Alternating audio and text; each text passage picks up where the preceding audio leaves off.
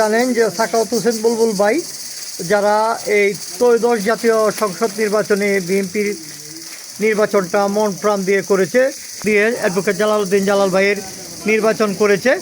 ওই সময় অনেকে আবদার করেছিল একটা গেঞ্জি দেওয়ার জন্য, কিন্তু বলেছিল যে একটা কিছু তোমাদের দেব।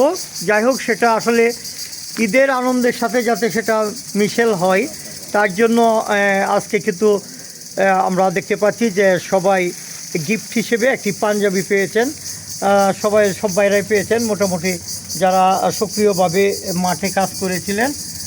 সেলিম পাইছে না, বাইকটা মানুষ লয়ে বলে আমরা দেখি। নজরুল ভাই পাইছেন যে দুইটা কেন? ও আচ্ছা আচ্ছা, তো খুশি নাকি? আচ্ছা, বুলবুল ভাই কথা রাখছে? আচ্ছা, হ্যাঁ, কি ভাই খুশি? ভালো লাগছে? আলহামদুলিল্লাহ, সকলকে আমি ধন্যবাদ জানাই। আজকে শুক্রবার জুম্মার দিন নামাজ পড়ি আমরা পাঞ্জাবের ভাই বাংলাদেশের বুলবুল ভাই একজন বিপ্লবী নেতা, সে আমাদেরকে পাঞ্জাবি দিয়ে আমরা আমাদেরকে গিফট করতে পারি।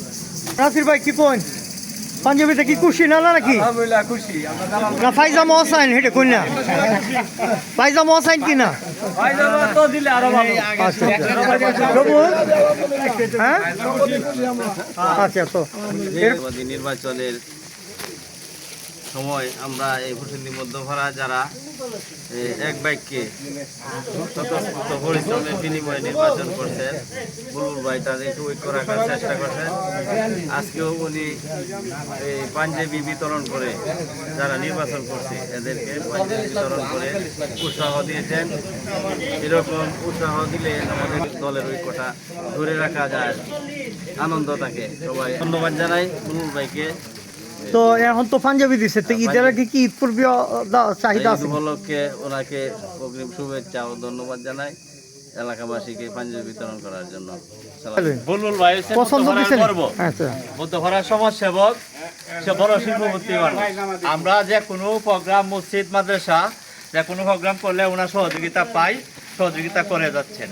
এলাকার ছেলে ফেলে যারা আছে সবাই ওনার কথা শুনে ওনার দ্বারা সংগঠিত উনি তাই সবাইকে একটা পাঞ্জাবি দিচ্ছে ঈদ উপলক্ষে।